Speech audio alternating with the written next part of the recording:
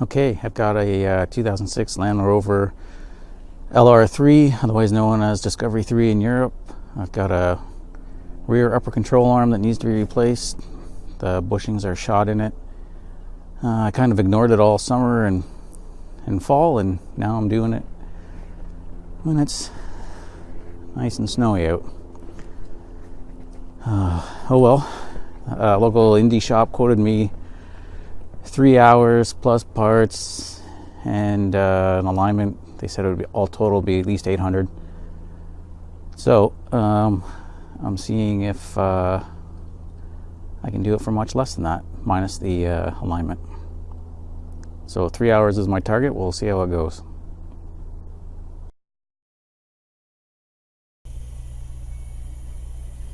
You can see the movement in the back. There's a try and shake this.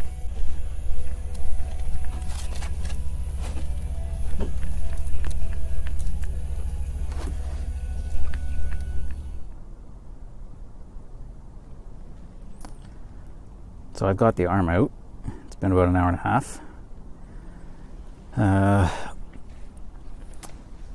First I had to take the Sawzall to cut this bolt because it snapped over here on the other side of the arm over here. So I take the Sawzall to that. I use these blades. They worked well. I used a 4-inch one on here. I also used the 4-inch one back in here.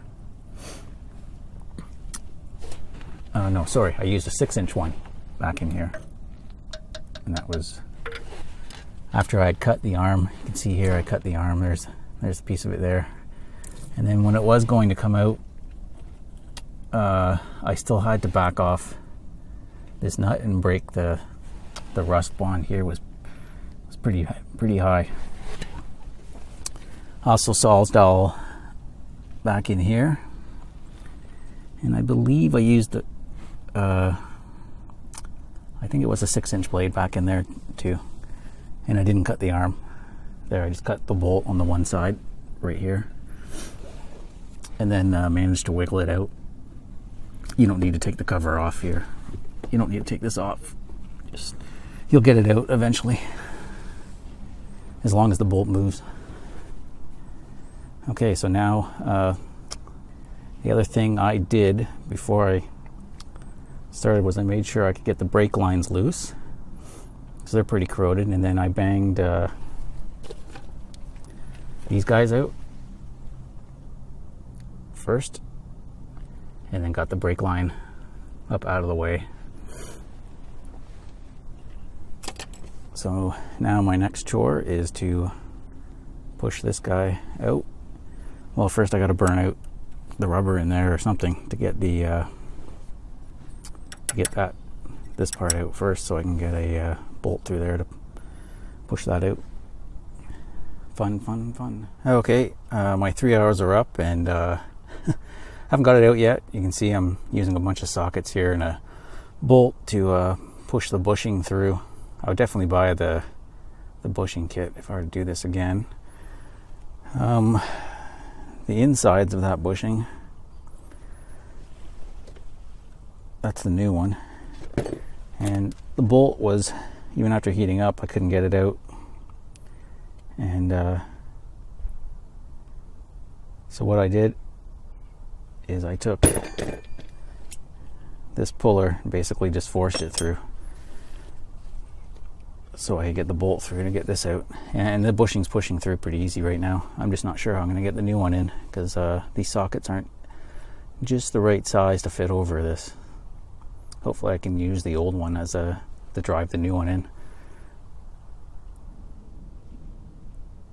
So I managed to find a piece of pipe here, the right size. Just about got it all the way in now. I was just double checking. So I got just a little bit more to get it even in there. That was the same pipe that I was using to actually break bolts loose. I just had to cut off a little piece. It just fits over the rubber part of right here. Just drive it in. So it's going okay.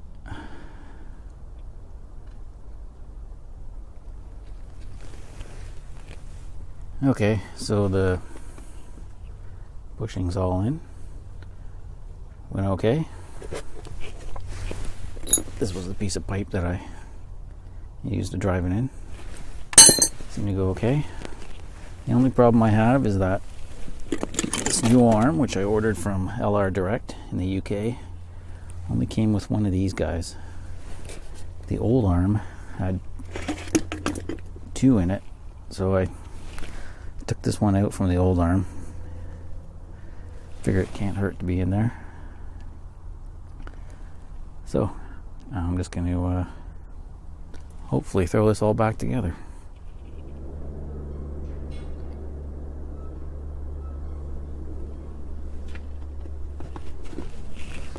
Okay, so the new arm's in.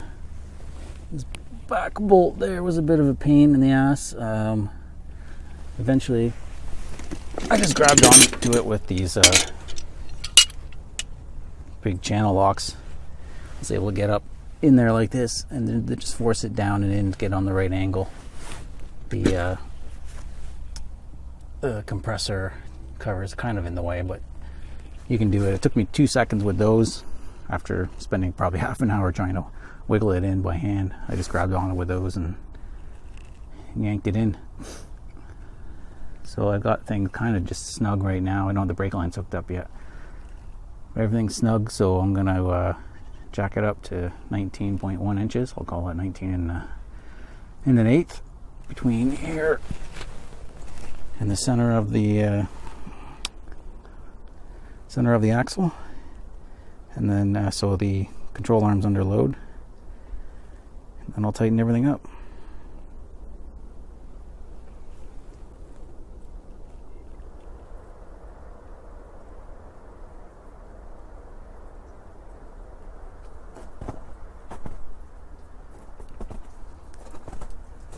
Okay, so I've torqued all the bolts. One of the biggest problems was getting this one back here. You can't fit a socket in. I did take the bolt out for this body mount and try to jack it up, but it wouldn't move. I think you need to take out the body mount on the other side, and I just didn't want to. When you have the arm jacked up in the ride height position, you end up with very little room to articulate the wrench to tighten this bolt. So I did manage to get a pipe on it, but I could only turn it like about an eighth with each turn. So it was just a cumbersome process. I got it pretty tight. Again, it's supposed to be 203 foot-pounds, I believe. So I just tightened it up as tight as I could. These ones are 129 foot-pounds, and so is the back one's 129 foot-pounds for this one. I wasn't able to get my torque wrench on it, but I was able to get my 1/2 inch drive and with a pipe, so it's good and tight. I also replaced this brake line here while I was at it, so I'm just waiting for a friend to come by to help me bleed the brakes, and then it should be done.